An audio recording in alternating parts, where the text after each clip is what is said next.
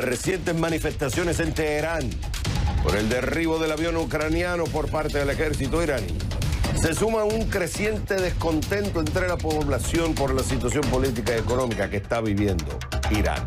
Por eso pregunto, ¿se le complica la situación al gobierno iraní? Lo discutimos.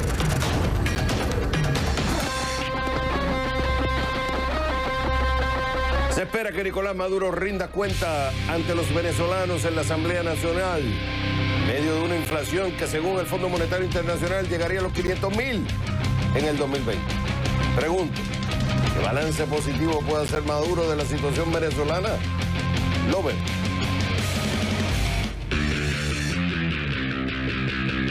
Una nueva ley en California que entró en vigor el pasado 1 de enero pudiera afectar a miles de personas que trabajan por cuenta propia y podría tener un efecto devastador en muchas compañías tecnológicas y no tecnológicas y también populares. Piensa en Uber, Lyft, Grubhub y hay otras. Pregunto, ¿sufrirá la economía geek por la nueva ley en California? Lo discutimos.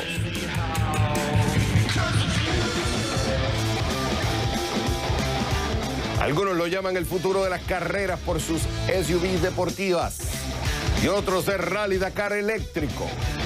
De los creadores de la Fórmula E llega Extreme E, donde los SUV eléctricos compiten en algunos de los climas más inhóspitos del mundo por la ecología. Desde el Himalayas hasta el Amazonas. Te lo mostramos en nuestra división de CNN Dinero Automotriz. Y con esa fuerza que nos hace único, desde el centro de producción de CNN en la Ciudad del Sol, Miami, comienza el único programa que vive la economía. Este es CNN Dinero, que arranca en 3, en 2, en 1. ¡Vámonos!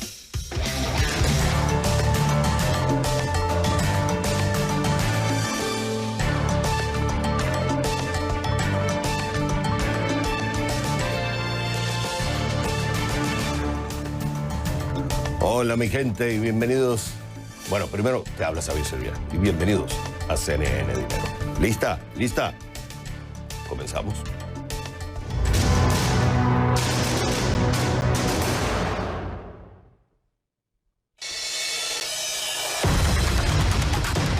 Las recientes manifestaciones en Teherán por el derribo del avión ucraniano por parte del ejército iraní se suman a un creciente descontento entre la población por la situación política y económica. Pregunto, ¿se le complica la situación al gobierno iraní? Lo discutimos. Para eso me voy con Jodor Jalil, analista internacional e investigador del Instituto en Diversidad Cultural de la Universidad 3 de Febrero desde Buenos Aires. Jodor, es un gusto tenerte en el programa. Está claro que hay un enfrentamiento, no tan solo de ideas, sino también hay un enfrentamiento, ha habido un enfrentamiento físico entre Estados Unidos e Irán. Y hay una situación en Irán. Muchos se están concentrando en el tema de Estados Unidos, Trump, Medio Oriente, pero se están olvidando un poco de la parte de Irán. Vamos a concentrarnos en ella. Hay un descontento, hay manifestaciones, no son como las del pasado noviembre, pero lo cierto es que Irán está viviendo una situación complicada. A nivel económico, tú tienes recesión, tienes un desempleo que, si no me equivoco, pasa el 15%, los ingresos cada vez han ido mermando, hay una situación fiscal, los ingresos han mermado por la caída en el precio del petróleo, pero también en las sanciones estadounidenses. Ahora tienes el derribo del avión. Primero el gobierno iraní dijo que no fue, después tuvo que aceptar que sí fue. De alguna forma el gobierno iraní la está teniendo complicada con los eventos que están sucediendo, aparte del contexto económico que está viviendo.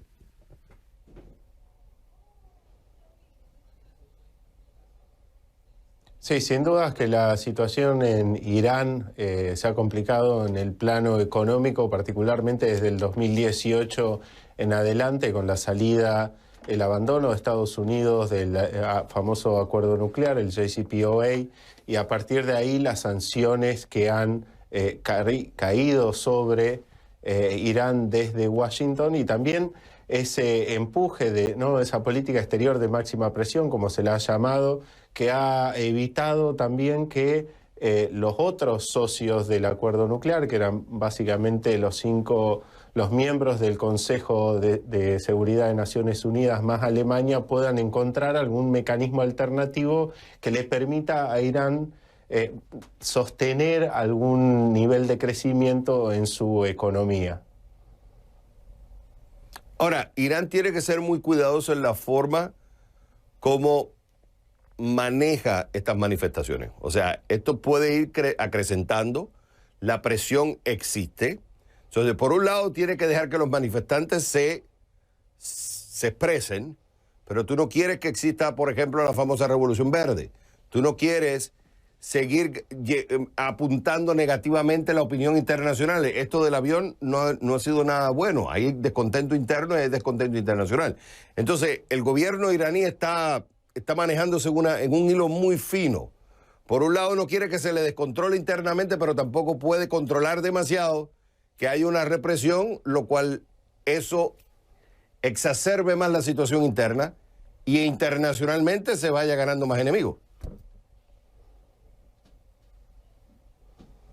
Sí, correcto. Digo, a ver, las protestas que vemos hoy, un poco como apuntabas vos recién, ¿no? Ya tienen un origen en los meses previos, en particular a partir de noviembre. Pero también lo que hemos visto en Irán es que hay una tradición de la sociedad de movilizarse.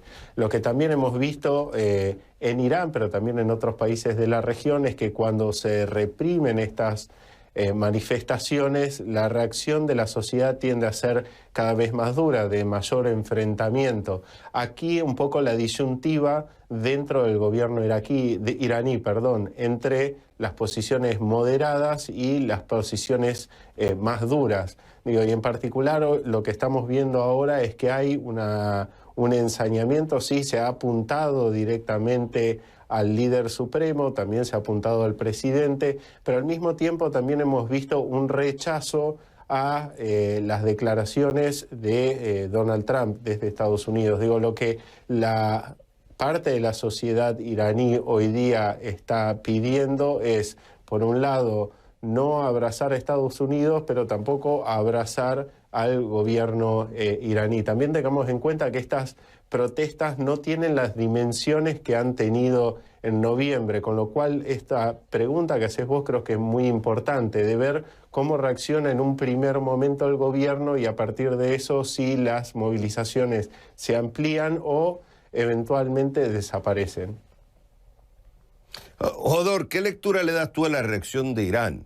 Porque unos dicen ha sido muy positivo, primero nos equivocamos, no fue mentira, creo que los mismos oficiales dicen no fue que mentimos, sino nosotros recibimos una primera información y después se nos dio otra información en la que reportamos, pero hay otros reportes que dicen no, Irán cambió después que Ucrania mostró pruebas, después de que Canadá dijera nosotros tenemos pruebas de que fue tumbado el avión, que no fue que hubo un accidente. Entonces, ¿qué lectura tú le das a la reacción de Irán? Un antes y un después. Me queda un minuto. Sí, creo que en principio la reacción es normal, la que hubiera tenido básicamente cualquier otro gobierno, en el sentido de que ningún gobierno se va a sentir orgulloso de haber derribado un avión de civiles. Algo similar habíamos visto en 1988, cuando un barco militar estadounidense derriba un avión de civiles iraníes. En un principio también se negó, después se reconoció. Creo que el hecho de que lo hayan reconocido, también las respuestas moderadas que han tenido y el reconocimiento que ha recibido desde Canadá y de Ucrania de haber tomado la responsabilidad del hecho, creo que son señales positivas. Y que de aquí en más lo que tenemos que esperar y incentivar además es la cooperación entre el gobierno iraquí y el ucraniano en particular para poder descubrir efectivamente cuál fue el error que llevó a esta desgracia. Además, obviamente, no encontrar a los responsables, a las personas responsables por haber tomado la decisión. Lo más importante de todo, Hodor, es que de alguna forma Estados Unidos e Irán lleguen a un punto y se sienten a negociar. Esa es la clave acá. Pero hasta ahora va a ser complicado porque hay muchas variables en este rompecabezas.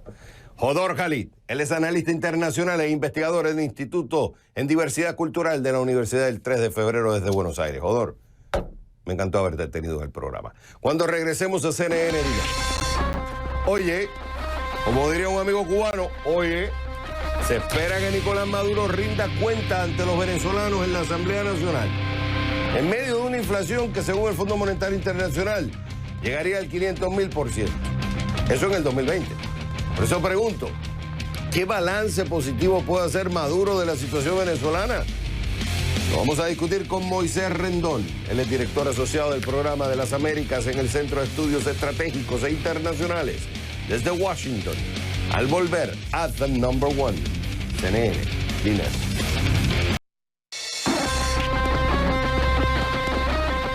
Se espera que Nicolás Maduro rinda cuentas ante los venezolanos en la Asamblea Nacional en medio de una inflación que según el Fondo Monetario Internacional llegaría al 500.000% en el 2020. Pregunto, ¿qué balance positivo puede hacer Maduro de la situación venezolana?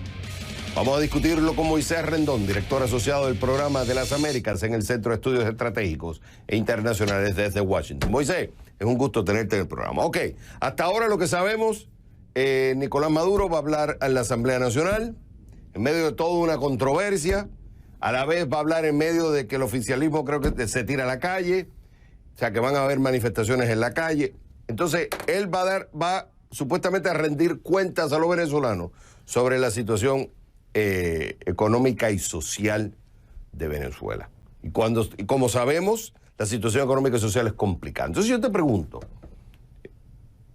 ¿qué puede decir Maduro positivamente de la situación económica y social que está viviendo los venezolanos? Sí, gracias Xavier por la invitación. Siempre es un placer estar en tu programa. Mira, yo creo que hay tres cosas que resaltar, ¿no?, para ese día. Uno es que primero la institución a la cual él le va a rendir cuentas es la Asamblea Nacional Constituyente. Es una institución ilegítima que fue electa de una manera fraudulenta y que además todos sus miembros están sancionados por Estados Unidos y la comunidad internacional. En febrero del 2019, Estados Unidos decidió quitarle la visa a todos los miembros de esa asamblea porque muchos de ellos están involucrados en actividades ilegales, ¿no?, como narcotráfico, entre otros. Entonces, primero, es un cuerpo ilegítimo, anticonstitucional, ¿no? Segundo, es que las cifras que seguramente Nicolás Maduro usará, como siempre lo ha sido, ¿no?, en los casos anteriores, son cifras que se alejan de la realidad de Venezuela, ¿no? Son cifras que siempre están infladas y que no reflejan, pues, un problema que tenemos, Xavier, en Venezuela es que no hay cifras oficiales. El gobierno ha dejado de publicar datos desde años. Pero irónicamente, la única institución que publicó unos datos relevantes en el 2019 es el Banco Central de Venezuela y dijo que la economía venezolana se ha hundido más del 50% durante el gobierno de Nicolás Maduro. Entonces yo quiero ver si Nicolás Maduro va a usar esa cifra que viene de su propio Banco Central, ¿no?, que de alguna manera te refleja la profunda crisis económica que vive el país. Y el tercer punto, Xavier, es que yo creo que Nicolás Maduro va a usar esa plataforma para evadir su responsabilidad y excusarse de toda la crisis económica que vive el país. ¿Y quién mejor que puntear a Estados Unidos, ¿no?, y a las sanciones por toda la crisis que vive Venezuela? Y Nicolás Maduro lo ha hecho ya durante bastantes años. Sabemos, Xavier, que las sanciones no han creado la crisis económica en Venezuela. Las sanciones que fueron primeramente implementadas en el 2017 a nivel sectorial, ¿no?, que son las que podrían impactar de alguna manera la economía. Antes de su implementación, la economía venezolana ya se había decrecido más del 40%, ya había una inflación, ya había una economía hiperinflacionaria. De alguna manera ya... Ahora, Moisés. Sí, dime. Pero hay dos cosas. Yo recuerdo cuando yo fui en Venezuela, y esto hace unos años, me habían comentado que por lo menos una tercera parte, en ese momento, te estoy hablando hace por lo menos 5 o 6 años, una tercera parte de la población apoyaba a Maduro, seguía, más que Maduro, el Partido Socialista, el PSV. De alguna forma hay un sector, cada vez será menor, pero en Venezuela que de alguna forma escucha el mensaje de Maduro y lo sigue, lo apoya. Tanto está claro a nivel militar, habrán algunos empresarios que se benefician, habrán trabajadores y habrá el cuerpo que trabaja para el gobierno y seguidores del partido. Entonces hay un sector que va a escuchar su mensaje. Y otra cosa, la economía de alguna forma se ha ido beneficiando, paradójicamente, con la dolarización, algo que ellos atacaron por muchos años. La economía se ha estado cada vez más dolarizando y eso también le ha dado un respiro. A la vez tú tienes los millones de venezolanos que se han salido del país, que de alguna forma es una válvula de escape, le quita la presión política porque no están adentro y a la vez los ayuda a traer dólares del exterior, porque una de las razones principales por qué se ha ido dolarizando la economía venezolana es porque están entrando dólares que mandan en remesa a los venezolanos. Entonces, de alguna forma también eso le ha beneficiado a él. O sea, la gente está comprando en dólares, está encontrando productos y es una situación de supervivencia, pero de alguna forma es un respiro que a él le ha dado. ¿Qué dices tú? Sí, creo que tu diagnóstico es correcto. Ahora, creo yo que respiro, como tú lo llamas, fue de alguna manera creado artificialmente en diciembre, ¿no? Tuvimos unas festividades, Navidad, se sabe que el Banco Central imprimió bolívares a exceso, lo cual incrementó la inflación. Se sabe que Maduro distribuyó bonos, ¿no? Bonos navideños a través de su famoso CLAP, a través de incluso el Petro, que es una criptomoneda que todavía no existe como tal.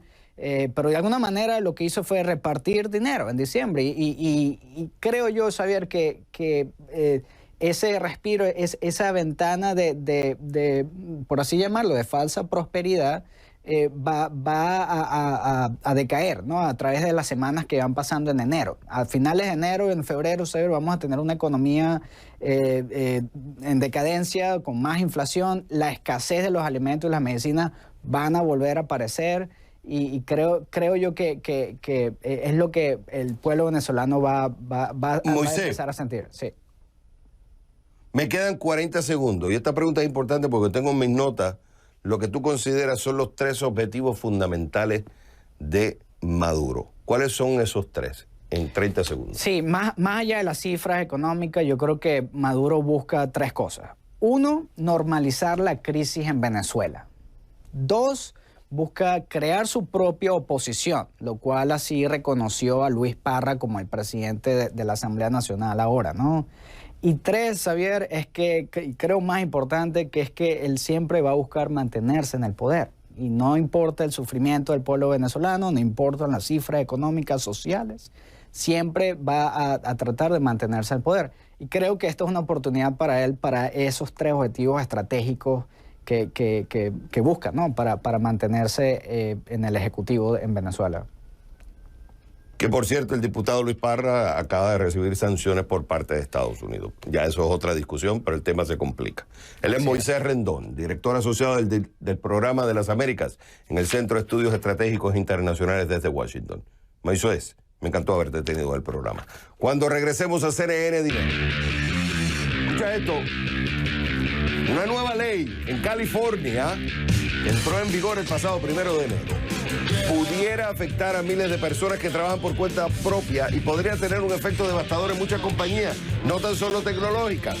Sí, este caso Uber, Lyft, Grubhub, pero también están compañías de medios, de transportación y otro tipo de trabajos.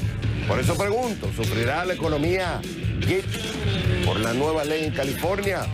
Lo vamos a discutir con el abogado Güero, como se conoce, Vance Owens, desde nuestros estudios en Los Ángeles, al volver a The Number One, CNN.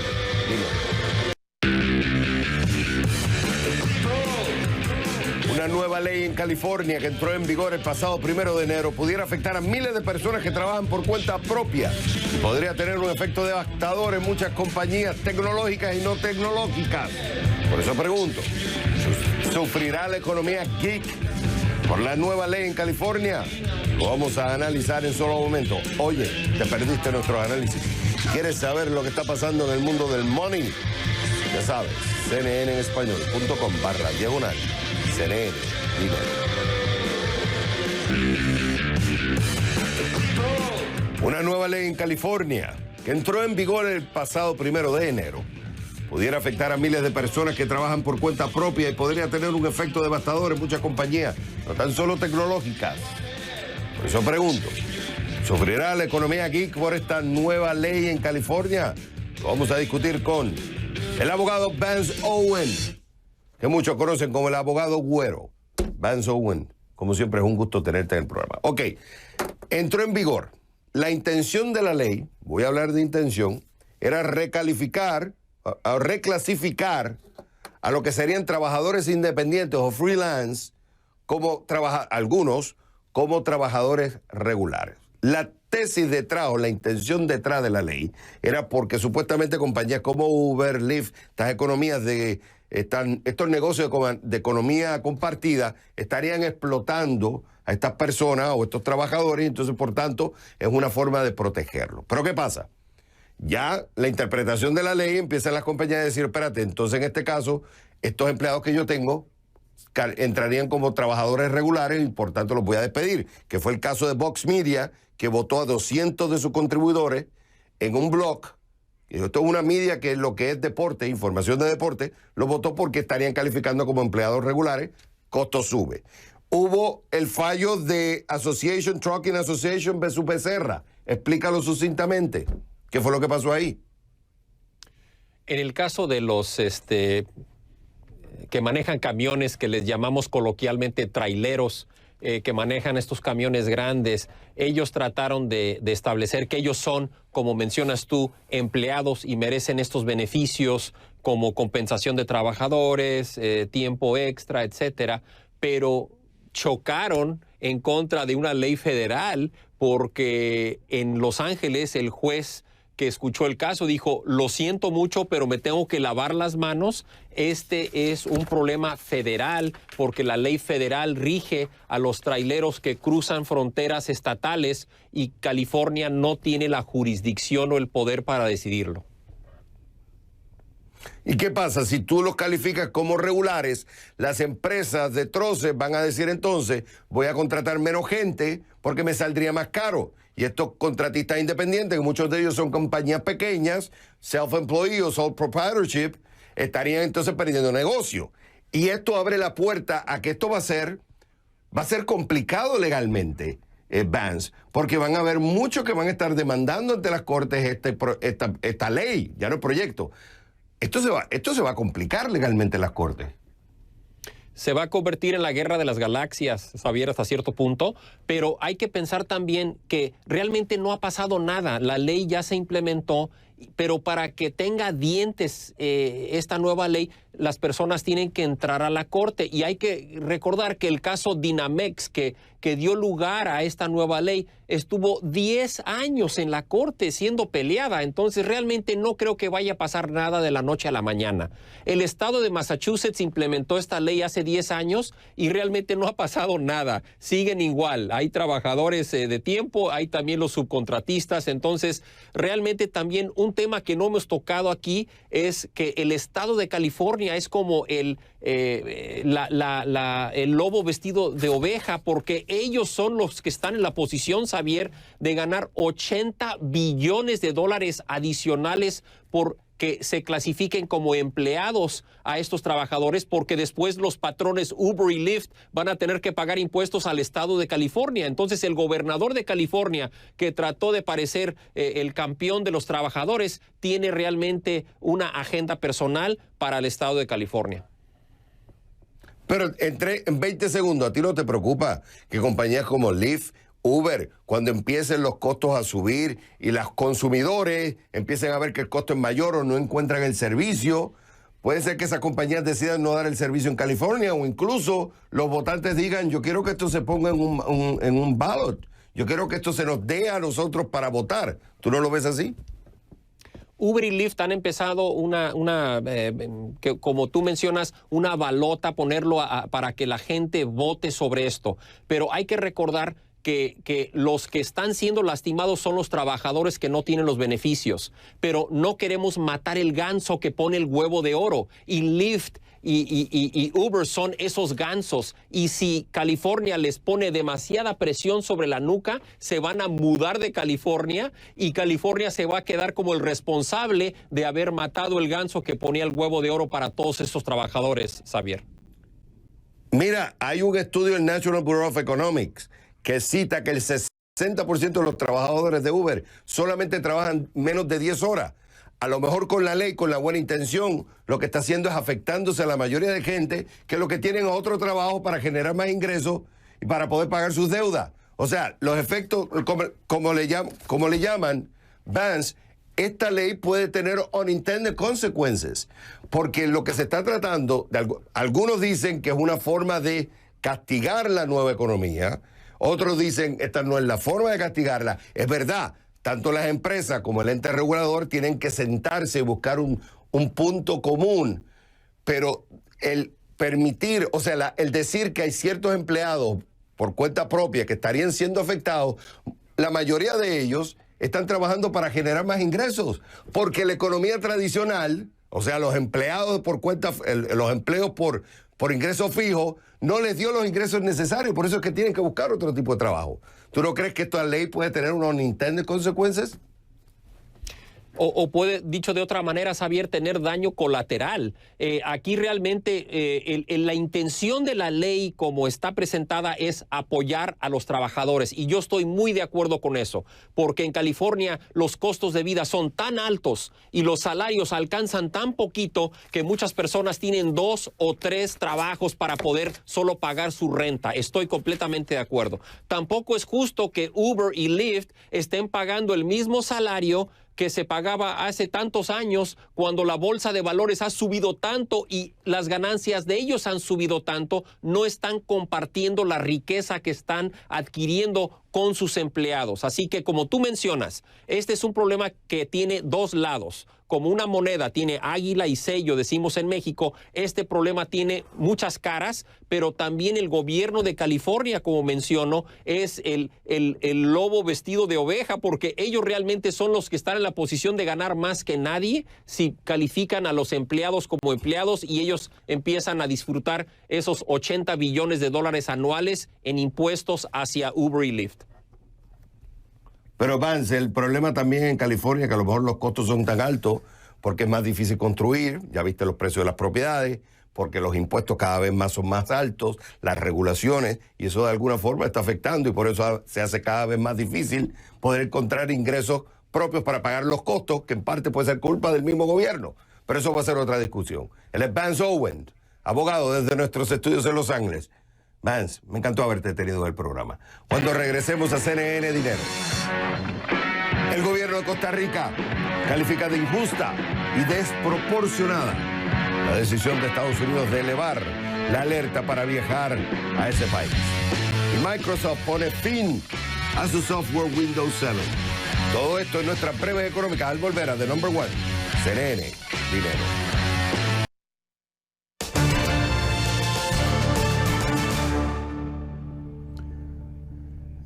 Injusta y desproporcionada.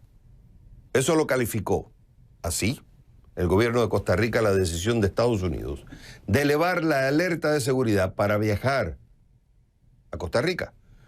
El Ministerio de Turismo Tico dice que el ajuste realizado a partir de esta semana sorprende porque equipara a Costa Rica con países del continente que están entre los más violentos del mundo.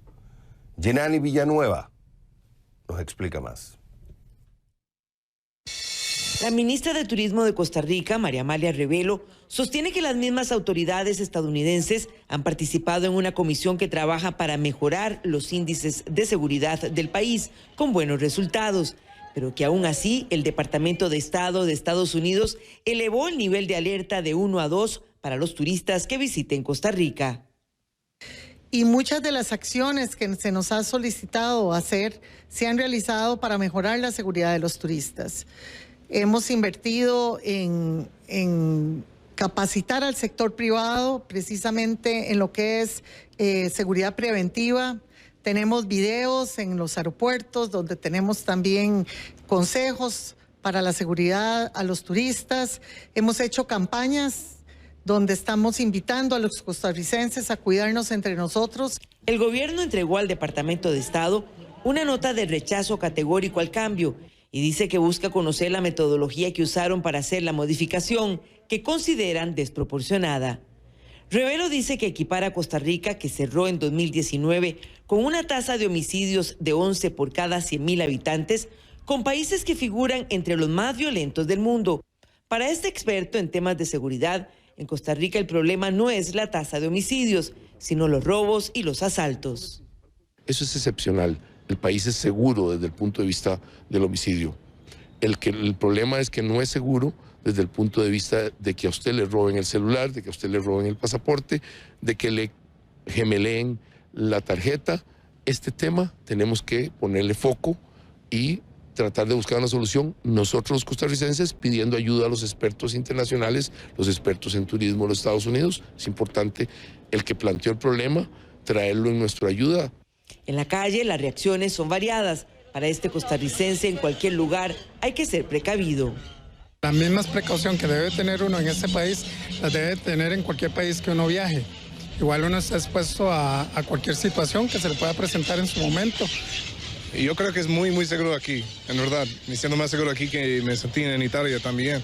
El cambio en el nivel de clasificación para viajeros se publicó en la página web del Departamento de Estado de Estados Unidos.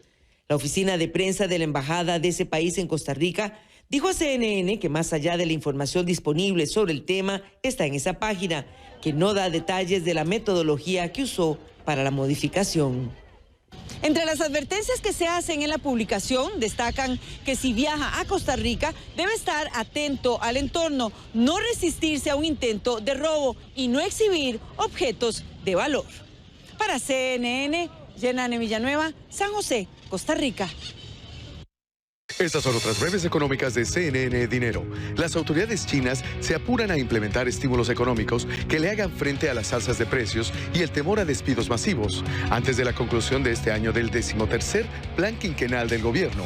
La reducción de aranceles y de tipos de interés son algunas de las medidas paliativas aplicadas. El plan quinquenal se proponía alcanzar para China una sociedad moderadamente próspera. Hasta este martes, Microsoft proveerá actualizaciones y garantías de seguridad para el Windows 7. Esta decisión afectará a cientos de millones de personas que utilizan esta versión en sus ordenadores, según Net Market Share. La empresa aseguró que los usuarios podrán acceder a este sistema operativo, pero bajo la advertencia de que aumenta el riesgo de ser víctima de virus y programas maliciosos. Su recomendación, actualizar a Windows 10 o comprar una nueva computadora si la que se posee tiene más de 3 años de comprada. Lime, la compañía de patinetas eléctricas más grande del mundo, se retira de 12 mercados en Estados Unidos y América Latina. En la lista figuran Atlanta, Phoenix, San Diego y San Antonio, junto a Bogotá, Lima y Río de Janeiro. La empresa despedirá además al 14% de sus empleados a tiempo completo, unas 100 personas. En su blog explicaron que buscaban alternativas para obtener ganancias, además de enfrentar retos regulatorios. La empresa alemana Siemens anunció que establecerá un comité interno que puede evaluar y vetar proyectos que estén reñidos con la sostenibilidad ambiental. Este comité incluirá jóvenes fuera de la compañía que ofrecerán una visión que permita dar más prioridad a estos temas, según dijo el presidente ejecutivo Joe Kaiser. La medida surge tras las protestas por su relación con un proyecto en minas de carbón que podría aumentar las emisiones de dióxido de carbono. Estas fueron otras breves económicas de CNN Dinero. El domingo. Ahora, ¿por qué no le echamos un vistazo a algunos de los índices accionarios y de monedas al cierre? Come on, baby. Let's go.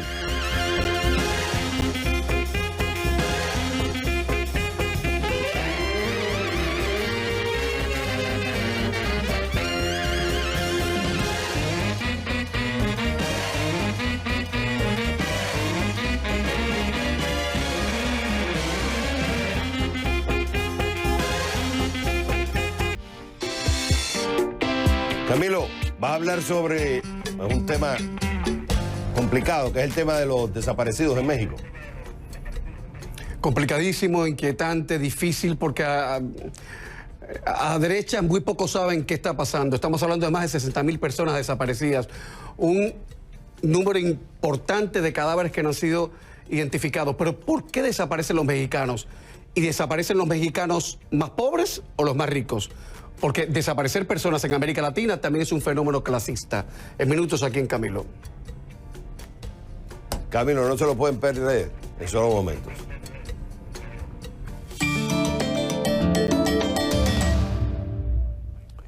¿Quién gana hoy? Corvette. ¿Por qué? Su nuevo modelo ganó el premio al automóvil norteamericano del año. Los premios de vehículos de América del Norte se habían otorgado durante los primeros días del Salón del Automóvil de Detroit y son votados por un jurado de 50 periodistas automotrices.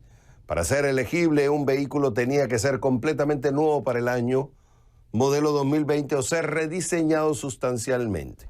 Este año el Chevrolet Corvette del 2020 ganó el premio al auto del año de América del Norte.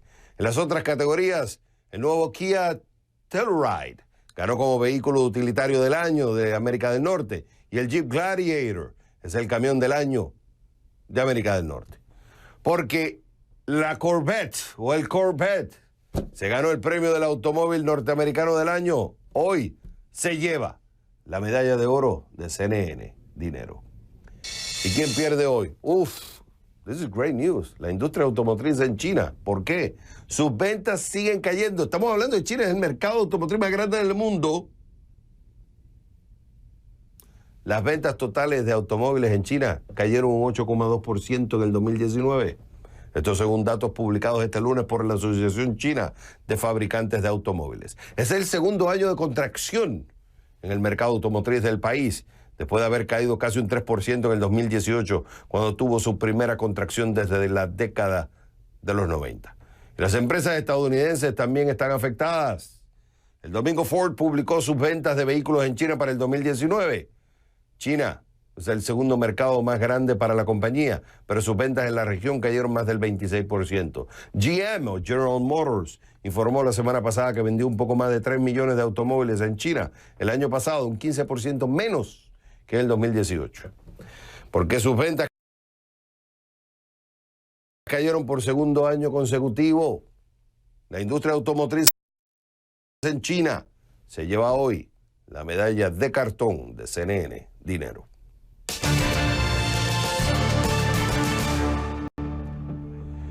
Algunos lo llaman el futuro de las carreras de SUV deportivos y otros el Rally Dakar E o eléctrico. De los creadores de la Fórmula E llega el Stream E, donde el SUV eléctrico compite en algunos de los climas más inhóspitos del mundo por la ecología. Estamos hablando desde los Himalayas hasta el Amazonas. Míralo en nuestra división de CNN Dinero Automotriz.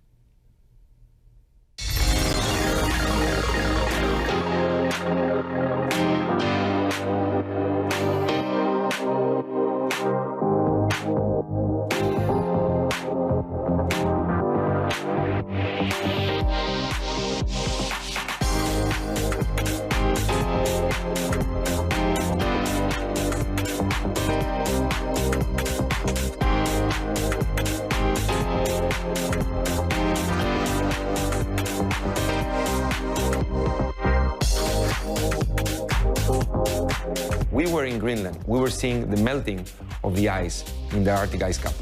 Then we were in Senegal, in the coast, where families are having to migrate because their homes are being destroyed by the sea level rising.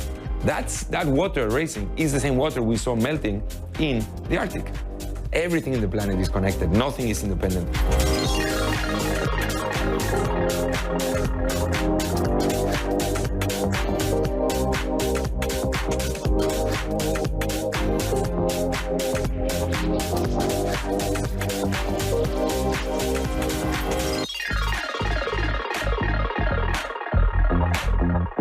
When we go to the Amazon rainforest, we're going to race in a deforested area, in a destroyed area of the Amazon rainforest, and then we're going to plant trees. We're going to reforest an equivalent surface to the one we race on. And we're going to invite fans to reforest on top of our effort. So we're allowing for all our fans to participate in this global initiative on 5 different ecosystems to try to do something for the environment, in this case, through motorsport.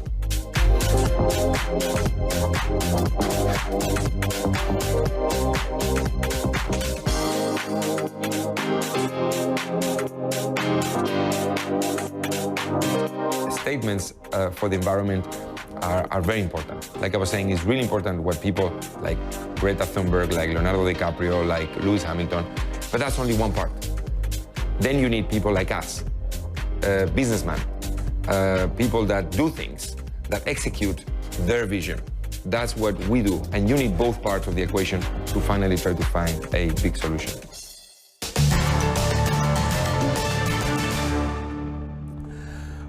Mis accionistas de CNN Dinero, estamos preparando toda una cobertura especial para finales de este mes. ¿Por qué? Se va a celebrar el Supertazón o el Super Bowl en Miami. Y estamos preparando, todo el equipo, Atlanta, Miami, vamos a hacer una tremenda cobertura. Ahora, queremos escuchar tu opinión. ¿Qué quisieras escuchar? ¿Qué quisieras saber? Escríbenos. cnndinero@cnn.com. Repito, cnndinero@cnn.com. Envíanos tus comentarios, porque queremos escucharte. Tú eres dueño de esto, esta es tu compañía.